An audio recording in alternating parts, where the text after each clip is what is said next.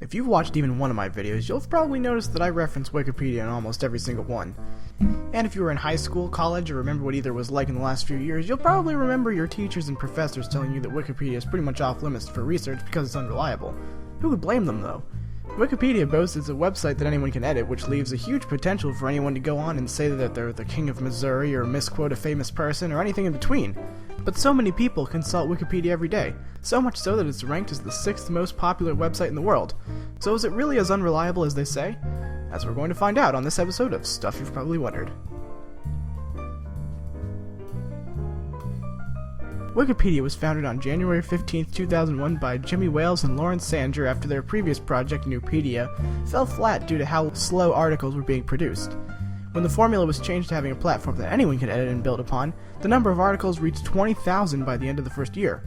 Of course, there was always the issue of vandalism and opinionated bits and pieces in controversial articles. To account for this, there are plenty of bots that monitor each page for suspicious activity, as well as over 17,000 active users who edit anything they determine to go against the integrity of the articles. As such, Wikipedia usually slows traffic on controversial articles and pages with a high amount of vandalism. Wales is still at the forefront of Wikipedia's advancement into the betterment of Wikipedia, though, and insists that there will never be ads on the site to keep as much focus on the content as possible. Now, Wikipedia may seem at face value that it's an unruly place where the anonymous users can freely place anything they want into any article, but it's really a lot more complicated than that. Recently, I was in a college class where we learned how to properly use Wikipedia, and it was here that I learned about the 5 pillars. These pillars aren't rules, but more like guidelines when expressing how Wikipedia is meant to be run and used. The first pillar says that Wikipedia is an encyclopedia, which seems self-explanatory, but more used to define what it is not. In other words, Wikipedia is an encyclopedia but is not an editorial, a newspaper, a dictionary, or any other type of written media. An encyclopedia is a compendium of information all in one spot that informs you on the basics of anything you wanted to know about. That point will become important later on. The second pillar says that Wikipedia is written from a neutral point of view. That means any article, no matter how controversial it may be, must include all sides of what the particular topic is about. For example, an article about vaccines could have numerous amounts of information about all the positive effects about getting vaccinated, the benefits of being able to eradicate a disease through herd immunity, and other such things. That same article, however, could also have information on the dangers of side effects vaccines will very occasionally cause. An important point about Wikipedia is that none of these articles were ever meant to expose the truth. A neutral point of view means reporting all sides of an argument, not taking one or the other. The third pillar is about copyright laws. Wikipedia is meant to not only be a place where anyone can edit any one thing, but any media, pictures, videos, diagrams, and sound clips are completely free reign. Anyone can take these media and use, distribute, and modify them to their heart's content. Because of that, any of these things submitted to Wikipedia must be absolutely open content and not weighed down by copyright laws. If it is under someone's ownership, that picture or diagram is removed. The fourth pillar says that editors must treat everyone on the site with respect and integrity. That means the users of Wikipedia should not vandalize articles or launch personal attacks on others. Finally, the fifth pillar says that Wikipedia has no firm rules, which is why these pillars are really only guidelines and not necessarily enforced rules. The pillars can change at any time to account for a changing internet, which is important to keep everything that goes on in Wikipedia accurate and relevant. There are some brief things that Wikipedia stresses need to be done in order to keep the website in proper working order as well. First, Wikipedia wishes only to be a tertiary source of information, just like any encyclopedia. What does this mean exactly? A primary source might be your own account of that time you saw your cousin get abducted by aliens. You saw it happen, so you have the most direct connection to that one event. If a local news station hears tell that you saw your cousin get abducted by aliens, then they might drive to your house to interview you. That interview posted either in a newspaper or on their website would be a secondary source. Then, if a Wikipedia editor decides to put that interview in an article on alien abductions, that article will be referencing a reference to an original account, a tertiary source. Any original information created by the users is frowned upon, though. On the topic of these sources, though, the other thing Wikipedia is adamant about is citations. Those of you in high school probably just cringed for a moment because you may be fed up with your English teachers ramming down your throats about how important citations are. But despite how tedious they can be to get right, easybib.com aside, they are the single most important aspect of being credible. Wikipedia asks that every piece of information on every article be annotated with a citation from a reliable source. That includes scholarly journals like Nature, books by trusted authors like Neil deGrasse Tyson, or from generally unbiased news organizations like the Associated Press. So that news station that covered your alien abduction story might not actually be used as a reference for Wikipedia.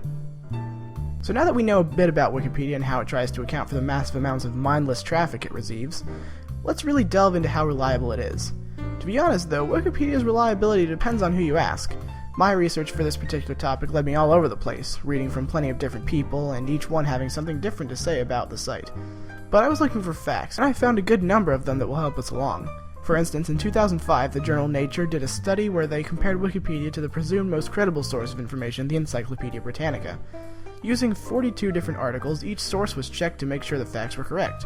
The result was a little surprising. The race to become more credible actually ended in a tie. Both encyclopedias had 4 major errors in their articles, making them equally reliable.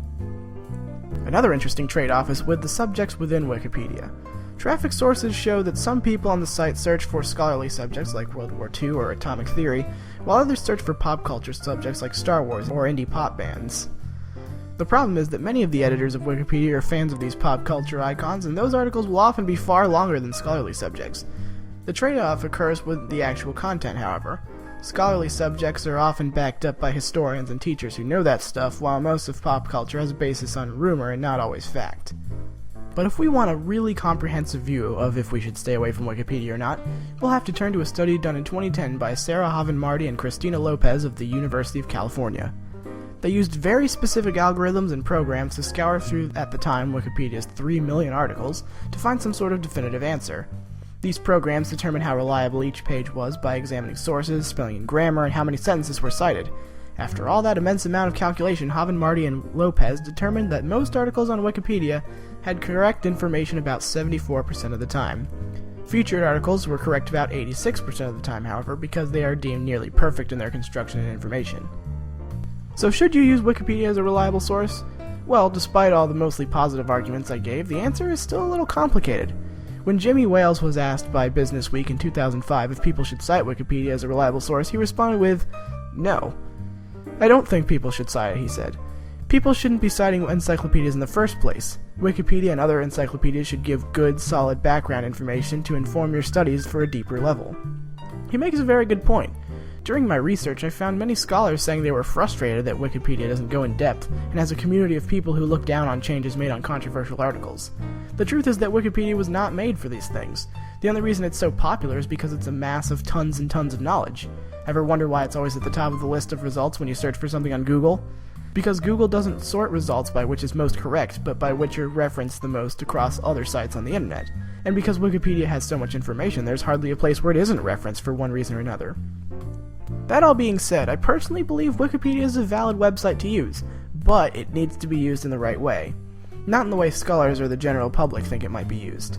So here are my tips that you can use to make Wikipedia do the most for you in the right way. First, don't use it as your only source. Wikipedia may seem attractive with its millions and millions of articles, but there are plenty of other sources out there on the internet and in print that can tell you more accurate things about your subject. Second, watch for the citations in the article you're looking at. Each sentence that's cited has a little blue number after it that can take you right to where that information was found. And if there isn't a citation or the reference is invalid, you'll have to find another source. Third, be especially careful of controversial topics. Because controversy causes a lot of people to develop opinions and can be especially passionate about them, things can get pretty ugly on these pages. If you're looking up something like global climate change, for example, you can be sure that that article may not have good information on it, no matter how accurate the article may seem. Finally, use Wikipedia as a source for basic information, not in-depth studies. Like Wales said, encyclopedias are meant for basic knowledge, which is why I don't use it in my videos. Stuff you probably wonder does in video form what Wikipedia does in words, give the basic idea of things people want to know. We both sometimes get our facts messed up, but in an unruly place like the internet, these things will happen, and we have to make sure to take anything we read or see with a grain of salt. If you use these tips as best you can, you'll find that Wikipedia can really be helpful to whatever you're researching, no matter what it is.